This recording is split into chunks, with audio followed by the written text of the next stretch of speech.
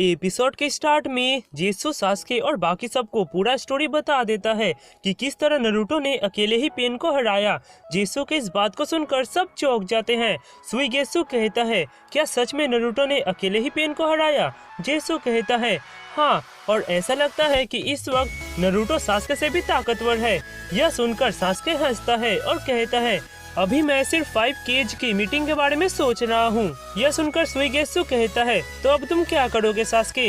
Hiddenly village तो अब नहीं रहा और डांजो जिसे हम मानना चाहते हैं ये तो 5 केज की मीटिंग में जा रहा है। यह सुनकर सास्के कहता है, तो हम भी 5 केज की मीटिंग में जाएंगे और उस होकागे को मारकर उसका सर लाएंगे। मादरा इसके लिए मान जाता है। तभी कारिन कहती है, वैसे ये 5 केज का मीटिंग हो कहाँ रहा है? जेत्सु कहता है, मेरा क्लोन तुम लोगों को वहाँ पर ले जाएगा। तभी जेत्सु अपने शरीर को 2 भागों में बांट लेता है, एक ब्लैक जेत्सु और एक व्हाइट जेत्सु। व्हाइट जेत्सु उन लोगों को वहाँ ले जाने लगता है। इधर ब्लैक जेत्सु मादरा से कहता है, सब तुम्हारे प्लान के मुताबिक ही चल रहा है मादरा। यह सुनकर मादरा कहता है, सब नहीं, मैं चाहता था कि नागाटो गेडो 8 रिन्यू रिबर्थ मेरे लिए इस्तेमाल करे, पर उसने तो वो जुत्सु मेरे खिलाफ इस्तेमाल किया। नारुतो उज़ुमाकी, उसने मेरे एक प्लान के छोटे हिस्से को तबाह कर दिया। यह सुनकर ब्लैक जेत्सु कहता है, तो अब तुम क्या करने वाले हो मादरा? मादरा कहता है, हम लोग बहुत सावधानी से आगे बढ़ चुके, अब चलो हम प्रोजेक्ट सुकिनोमी को आगे बढ़ाते हैं। Put a rush on Project Tsukinome. इधर हिडनली विलेज में कारुई नारुतो को एक सुनसान जगह लेकर चली आती है और उसके गले में हाथ रखकर पूछती है, तो बताओ ये सास्के उचिहा कौन है, जितना भी तुम उसके बारे में जानते हो? नारुतो यह सुनकर सास्के के बारे में सोचता है और कहता है, मैं ये नहीं कर सकता, मैं सास्के के बारे में कुछ नहीं बता सकता।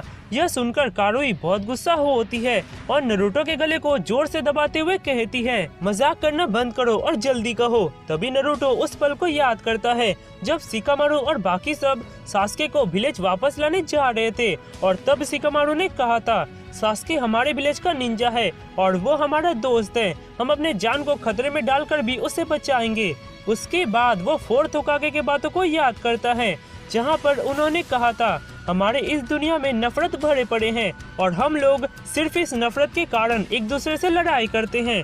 यह सब सोचकर नारुतो कहता है, मैं समझता हूँ कि तुम अपने मास्टर का बदला लेने के लिए उतावले हो, पर अगर तुमने अपने नफरत को काबू नहीं किया और सास्के को मार दिया तो हमारे दोस्त सास्के का बदला लेने के लिए तुम लोगों में से किसी को मार देंगे और यह नफरत एक साइकिल की तरह चलता ही रहेगा। यह सुनकर कारुई कहती है, तुम्हारे सास्के ने इसे सबसे पहले स्टार्ट किया है और तुम्हारे इन बातों से मैं रुकने वाली नहीं हूँ, मैं तो उसे मार कर ही रहूंगी। तभी ओमोई कहता है, तो हमें बताओ कि हम इस नफरत को कम कैसे करें? नारुतो कहता है, तुम मुझे मार सकते हो, बस यही है जो मैं अभी कर सकता हूँ।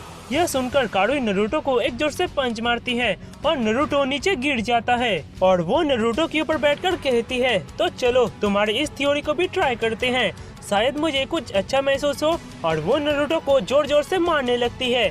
यह सब साई एक पेड़ के पीछे छिपकर देख रहा होता है। इधर सामोई कारुई और ओमोई को ढूंढ रही होती है और कहती है, पता नहीं ये लोग इन्फॉर्मेशन जुगाड़ करने कहाँ चले गए। तभी वो देखती है कि विलेज के सभी लोग नारुतो के बारे में बात कर रहे होते हैं। तभी एक आदमी कहता है, उसने अकात्सुकी को अकेले ही हरा दिया, वो एक सच्चा हीरो है, नारुतो को ही हमारे विलेज का होकागे होना चाहिए।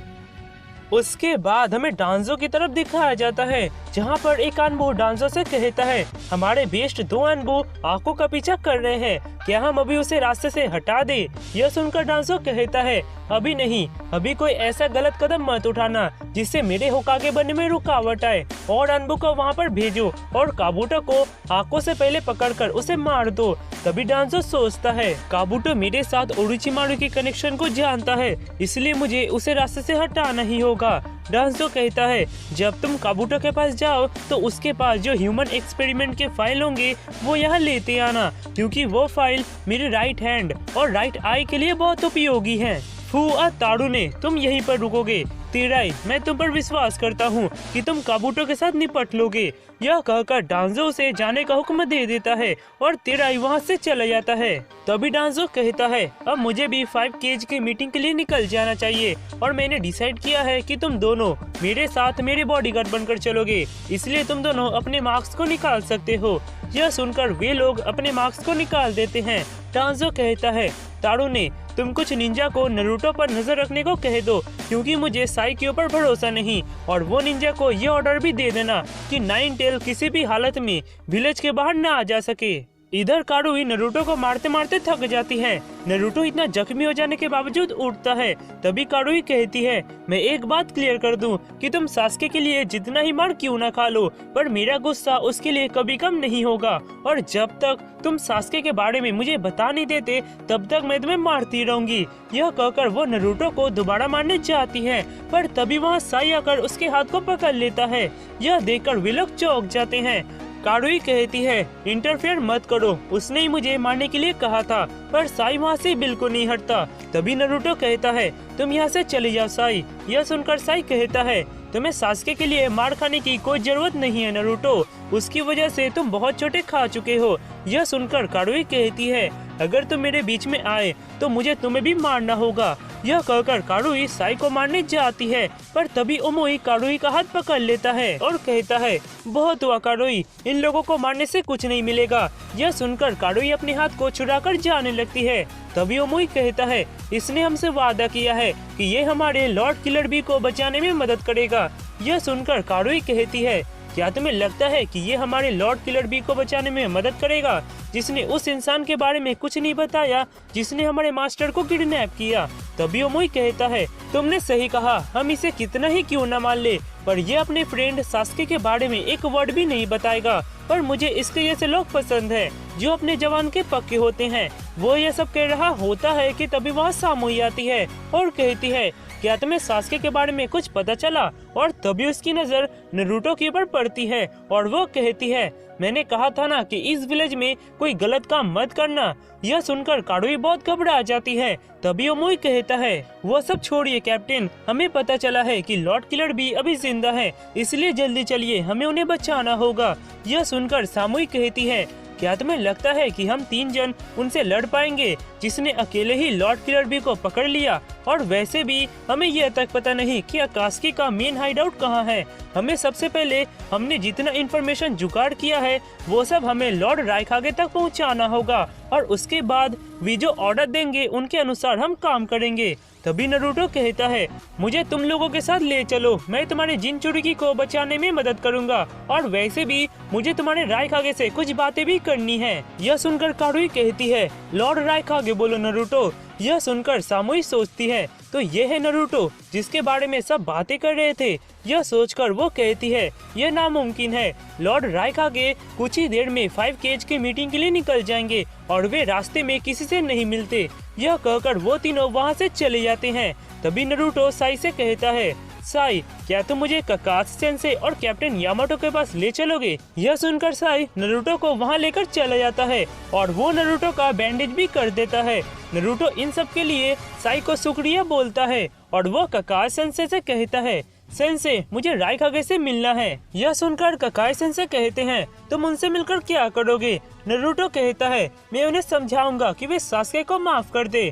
यह सुनकर कैप्टन यामाटो कहते हैं, 5 केज समिट होने वाला है और सब विलेज के पास ऑर्डर है कि इस दौरान कोई भी निंजा विलेज के बाहर नहीं जाएगा, और खास कर कोई तुम्हारे जैसा जिनचुरिकी जो कुछ दिन पहले 8 टेल में ट्रांसफॉर्म हुआ है, और अब तो 9 टेल के पावर को सप्रेस करने वाला वो नेकलेस भी टूट चुका है, इसलिए तुम्हें विलेज के बाहर नहीं जाना चाहिए।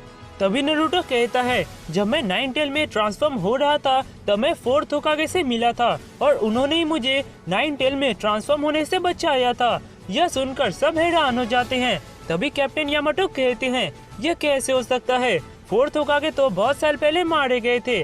ककात्सु सेंसे कहते हैं, रिपेयर डेथ सील जो 4th होकागे ने 9 टेल को सील करने के लिए यूज किया था, इसमें बहुत सारे मिस्ट्री हैं। तभी नरूटो कहता है, जब मैं 4th होकागे से मिला था तब उन्होंने मुझे बताया था कि जो अकास्की का मेंबर मास्क पहनता है उसने ही 16 साल पहले वो 9 टेल का इंसिडेंट किया था।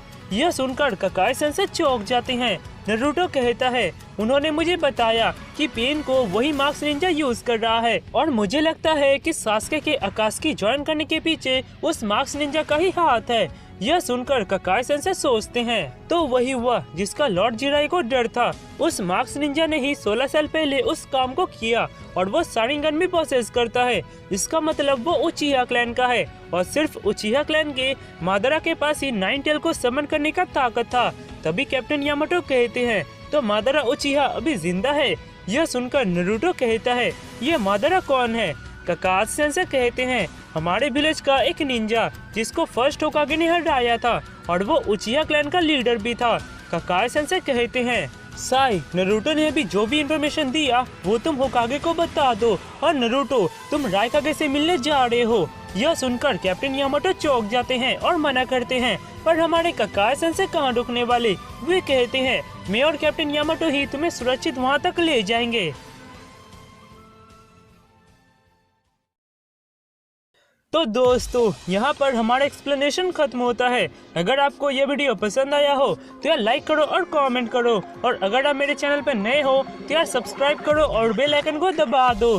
तो चलिए मिलते हैं नेक्स्ट वीडियो में, तब तक के लिए सायोनारा।